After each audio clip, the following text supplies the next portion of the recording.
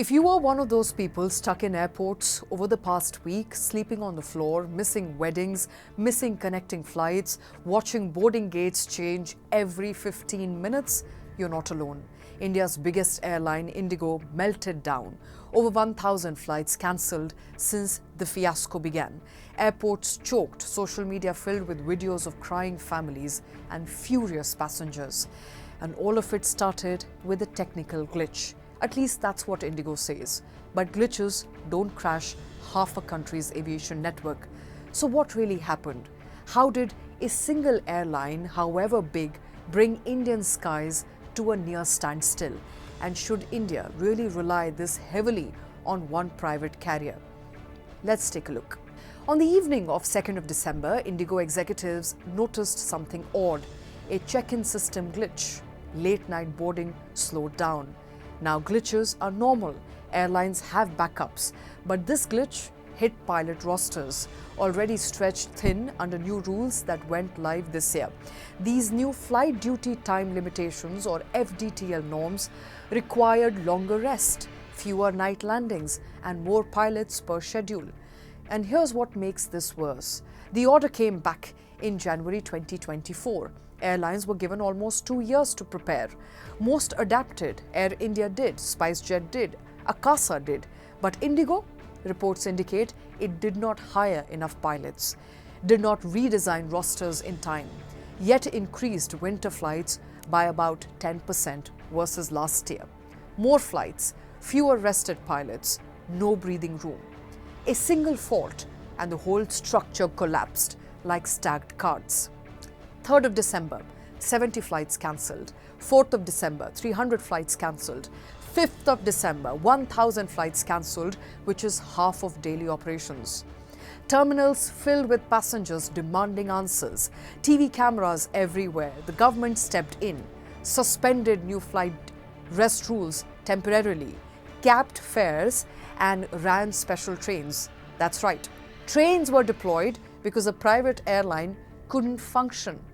Union Aviation Minister Ram Mohan Naidu said that strict action will be taken. But let's pause here. Consumers are asking a more blunt question. If this were a smaller airline, could it get the same leniency? Or does IndiGo get a pass because it's too big to fail? Remember, IndiGo isn't just big. It controls nearly 66% of the domestic market. In the US and China, no single airline crosses 25%, while in India, one airline is 2/3 of the sky. So how did IndiGo get here? How did it become this dominant and this efficient? It comes down to 3 strategic choices the airline made early on. First, IndiGo perfected the sale and leaseback model, which means it ordered aircraft in bulk at heavy discounts, sold them to lessors at a higher price, and leased them back.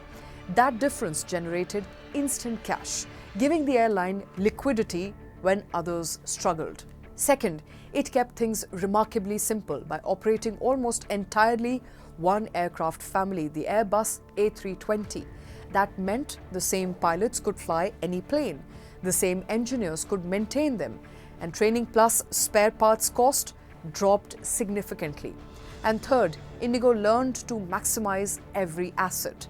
While most airlines needed about 45 minutes to turn a plane around between flights, IndiGo often did it in 20 to 25 minutes. Faster turnaround meant more flights per aircraft per day and more revenue squeezed from the same machine. And yes, the business schools loved it. Efficiency, precision, punctuality. But today's crisis exposes the flip side. Efficiency without redundancy becomes fragility. One crack and the entire machine breaks down. This failure wasn't just corporate embarrassment, it was human inconvenience on a national scale. People paid for tickets, paid for hotels, missed events, lost money, and for many, there was no alternative. Other airlines were full or too expensive, which brings up a tough consumer question. Do we have a duopoly masquerading as competition? With Air India on the other side, public memory wasn't forgotten, its reliability issues either. When two giants dominate, choice becomes illusion and passengers become collateral. The DGCA intervened and relaxed IndiGo's pilot rest rules till 2026 so it can recover. One critic called it rewarding the student who didn't do the homework with extra time while others submitted on time. Air India and Akasa hired pilots, redesigned rosters, bore the extra cost. IndiGo allegedly didn't, yet gets the same flying privileges and even more relief. So, if rules aren't enforced equally, what message does it send? Prepare well or don't, you'll get a waiver anyway. Even if IndiGo says things will stabilize soon, the fallout goes beyond schedules. Passenger trust is shaken. Brand goodwill is dented. Regulatory confidence is tested. And this matters because IndiGo's expansion plan is massive. International routes, business class, hundreds more jets. But expansion means little if trust breaks at home first. Rebuilding that trust? Not PR, not tweets, but operational transparency, honest timelines, compensation mechanisms. Consumers deserve better than vague apologies and long queues at 3 in the morning. So what now? IndiGo may recover operations, flights may return to schedule, and prices might also settle. But the real question remains, did IndiGo exploit its market position? Why weren't FDTL norms adhered to despite early notices? And in the holiday travel season, can it realistically cut 10% routes while maintaining services? But most important, who protects the passengers? Because the next time the system fails, it won't be CEOs who are stranded at terminals, it'll be you.